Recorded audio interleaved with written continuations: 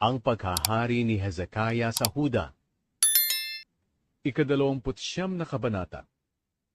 Si Hezekiah ay 25 taong gulang nang maging hari. Sa Jerusalem siya tumira, at naghari siya roon sa loob ng 29 na taon. Ang ina niya ay si Abijah, na anak ni Zacarias.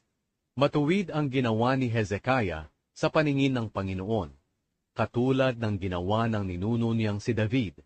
Sa unang buwan ng unang taon ng paghahari niya, pinabuksan niyang muli ang mga pintuan ng templo ng Panginoon, at ipinaayos ito. Ipinatawag niya ang mga pari at ang mga Levita, at pinatipon sa loob ng bakuran sa bandang silangan ng templo. Sinabi niya sa kanila, "Pakinggan niyo ako, kayong mga Levita. Linisin ninyo ang inyong mga sarili ngayon, at linisin din ninyo ang templo ng Panginoon, ang Diyos ng inyong mga ninuno. Kunin niyo sa templo ang lahat ng bagay na itinuturing na marumi. Hindi naging tapat ang ating mga ninuno. Masama ang ginawa nila sa paningin ng Panginoon na ating Diyos, at siya'y kanilang itinakwil. Pinabayaan nila ang kanyang templo, at siya'y kanilangang tinalikuran. Isinara nila ang mga pintuan sa balkonahe ng templo, at pinatay ang mga ilaw. Hindi sila nagsunog ng insenso, o nag-alay ng mga handog na sinusunog sa templo para sa Diyos ng Israel. Kaya nagalit ang Panginoon sa Huda at sa Jerusalem. At dahil sa kanyang parusa sa atin, pinandirihan, kinutya, at minaliit tayo ng mga tao, gaya ng inyong nakikita ngayon. Namatay ang mga ninuno natin sa labanan, at binihag ang ating mga asawa at anak. Pero ngayon, desidido akong gumawa ng kasunduan sa Panginoon, ang Diyos ng Israel, para mawala ang matindi niyang galit sa atin. Kaya mga minamahal, huwag na kayong magpabaya. Kayo ang pinili ng Panginoon para tumayo sa kanyang presensya, at para maglingkod at maghandog. Kaya nagsimula sa paggawa ang mga Levita. Sa pamilya ni Kohat, sina Mahat na anak ni Amasai, at Joel na anak ni Azariah. Sa pamilya ni Merari, sina Kish na anak ni Abdi at Azariah na anak ni Jehalelel. Sa pamilya ni Gershon, sina Jowa na anak ni Zima at Eden na anak ni Jowa. Sa angkan ni Elizaphan, sina Shimri at Jeiel. Sa angkan ni Asaph, sina Zacarias at Matanaya. Sa angkan ni Heman, sina Jehiel at Shimei. Sa angkan ni Jedutun, sina Shemaya at Uziel. Tinipon nila ang kanilang mga kadugong Levita, at nilinis nila ang kanilang sarili. Nilinis din nila ang templo ng Panginoon, ayon sa iniutos ng hari. Sinunod nila ang sinabi ng Panginoon. Pumasok ang mga pari sa templo para linisin ito. Inilagay nila sa bakuran ng templo ang lahat na kanilang nakita na kagamitan na itinuturing na marumi, at dinala ito ng mga Levita sa lambak ng Kidron. Sinimulan nilang linisin ang templo sa unang araw ng unang buwan, at ng ika-8 araw, umabot sila sa balkonahe ng templo.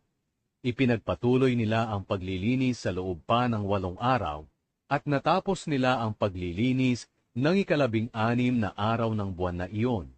Pagkatapos, pumunta sila kay Haring Hezekiah at sinabi, "Mahal na hari, nalinis na po namin ang buong templo ng Panginoon, pati ang altar na pinagsusunugan ng mga handog na sinusunog, at ang lahat po ng kagamitan nito, at ang mesa na pinaglalagyan po ng tinapay na inihahandog, at ang lahat ng kagamitan nito. Naibalik na rin po namin ang lahat ng kagamitan na tinanggal ni Haring Ahaz ng mga panahong hindi siya naging matapat sa Diyos. Nilinis na po namin ang mga ito at handa ng gamitin. Naroon na po ang mga ito ngayon sa harapan ng altar ng Panginoon." Kinabukasan, maaga pa'y tinipon na ni Haring Hezekiah ang mga opisyal ng lungsod, at pumunta sila sa templo ng Panginoon. Nagdala sila ng 7 toro, 7 lalaking tupa, 7 batang tupa, at 7 lalaking kambing, bilang handog sa paglilinis para sa kanilang kaharian, sa templo, at sa mga mamamayan ng Huda. Inutusan ni Haring Hezekiah ang mga pari na mula sa angkan ni Aaron para ihandog ang mga iyon sa altar ng Panginoon. Kaya kinatay ng mga pari ang mga toro at iwinisik ang dugo nito sa altar. Ganoon din ang ginawa sa mga lalaking tupa at sa mga batang tupa.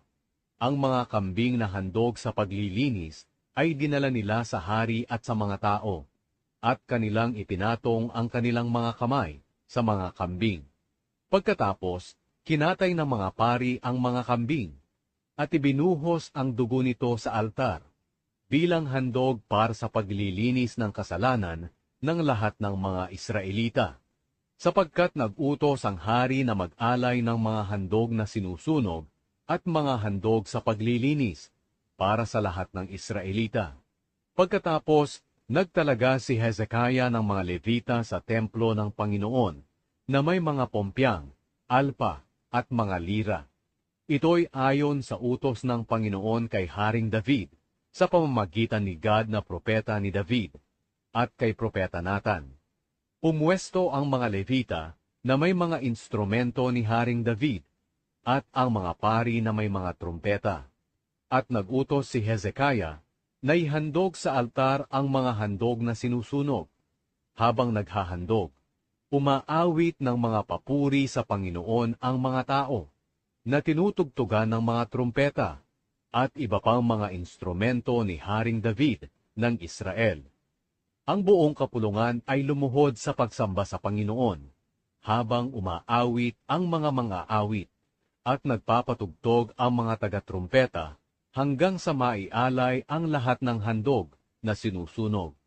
Pagkatapos ng paghahandog, lumuhod si Haring Hezekiah, at ang lahat ng kasama niya, at sumamba sa Panginoon. Nag-utos si Haring Hezekiah at ang kanyang mga opisyal sa mga Levita, para purihin ang Panginoon sa pamamagitan ng mga awit na ginawa ni Haring David at ni Asaph na propeta. Kaya umawit sila ng mga awit ng pagpupuri na may kagalakan, habang nakayupo sila sa pagsamba sa Diyos. Pagkatapos, sinabi ni Hezekiah, "Ngayong naihandog niyo na ang inyong sarili sa Panginoon, magdala kayo ng mga handog, kasama ang mga handog ng pasasalamat sa templo ng Panginoon." Kaya nagdala ang mga tao ng mga handog na ito sa templo ng Panginoon. At ang iba ay kusang loob na nag-alay ng mga handog na sinusunog. Ang bilang ng mga handog na sinusunog na dinala ng mga tao ay 70 toro, 100 lalaking tupa, at 200 batang tupa. Nagdala rin sila ng iba pang mga handog na 600 toro, at 3,000 tupa at kambing. Pero kakaunti lang ang mga pari na nagkakatay ng mga hayop na ito, kaya tumulong sa kanila ang mga kamag-anak nilang Levita, hanggang matapos ang gawaing iyon, at hanggang sa dumami na ang mga pari na naglinis ng kanilang sarili. Sapagkat mas matapat pa ang mga Levita sa paglilinis ng kanilang sarili kaysa sa mga pari. Napakaraming handog na sinusunog, pati mga taba ng mga hayop na inihandog para sa mabuting relasyon, at mga handog na inuming inialay, kasama ng mga handog na sinusunog. Sa ganitong paraan, muling naibalik ang mga gawain sa templo ng Panginoon. Labis ang kagalakan ni Hezekiah at ng mga tao sa tulong na ginawa ng Diyos. Dahil dito'y nagawa nila ang lahat ng ito ng mabilis.